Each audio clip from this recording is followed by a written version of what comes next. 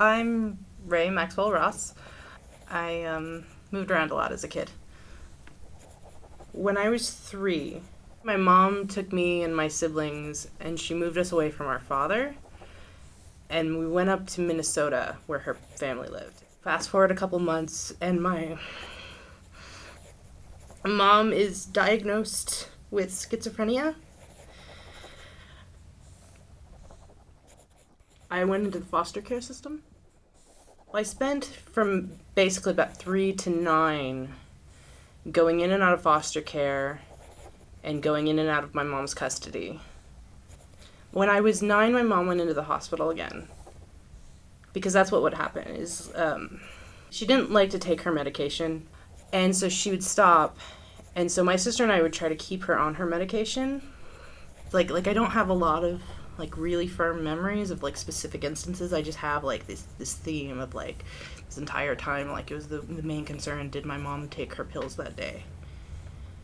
And she would do something weird, and it could be like a normal weird like any parent would do, or it could be like something that she did because she was schizophrenic that I don't know. I was a kid, I didn't know the distinction. So anything weird that she did or I thought it was weird, that was the question I asked, is did you take your pills? It didn't really strike me so much as unusual. Like, for the longest time, like, I knew my mom was sick and she would go into the hospital, but I didn't know why. I didn't know she was schizophrenic. I just knew she got sick. And then we'd get sent to foster care, and that would happen over and over again.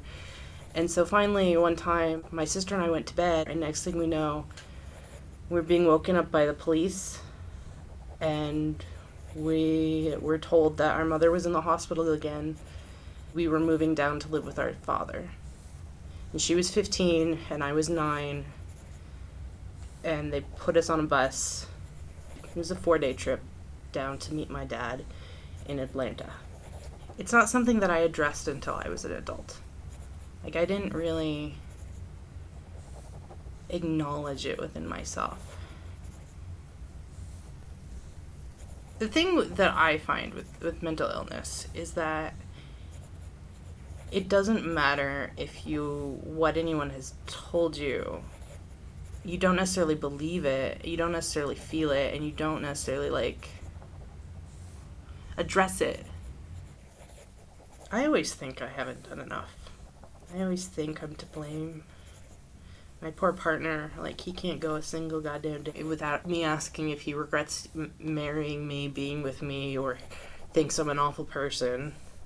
Like, I know, honestly, anxiety and depression, they are both, can have biological, and do totally have biological markers and genetic factors, but a lot of them, especially with anxiety, there's a very environmental, and I kind of feel like it's just because I didn't really grow up with a stable base. I don't have specific, like, terrible, like, memories of being physically abused. It's more subtle than that, because, like, as a foster kid, you don't belong there. As a foster kid, everything is given to you, and you feel like it's not yours. And so foster kids are inherently bad for some reason. And so, like, growing up in that, like, you learn that, like, and then as an adult, I also realized, because my mom is schizophrenic, everyone views her as violent. I mean, to be completely honest, as someone who's mentally ill, you're more likely to have violence perpetrated against you than to be violent against someone else. Because people don't know how to handle it, and they have been told all of their lives through movies and the media, that's what people who aren't neurotypical do. They go crazy, they go postal.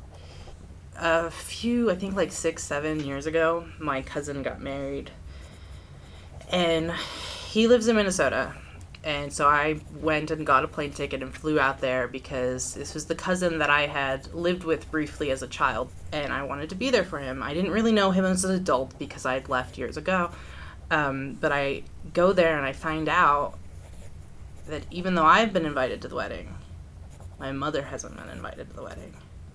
And out of our entire family, the only person who was not invited to the wedding was my mother.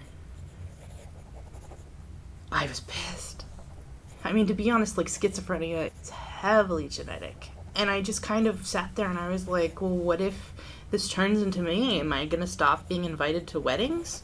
And my mom was fucking hurt. She, like, knew something was going on because, like, she's schizophrenic. She's not stupid. She actually asked me if I was getting married because she knew it was a wedding even. And she was upset. And I was like, Mom, none of your children would do that to you. But, like, they couldn't invite the crazy aunt. And it made me scared for what would happen to me if I ever developed schizophrenia. I mean, I still might develop schizophrenia. Like, it sucks because, like, here I am, I'm like dealing with this anxiety disorder and feeling like a shit person, justified or not. And then on top of that, I have to realize that between like 25 to 45, if you're going to develop the symptoms of schizophrenia, that's usually when you do it as a woman. And I'm 30, so I have 15 years of just waiting to see, am I going to be schizophrenic? Am I going to have another thing? Am I going to stop being invited to weddings? Is my partner going to regret marrying me? Is like, I don't know. But I love my mother, but I don't want to be schizophrenic.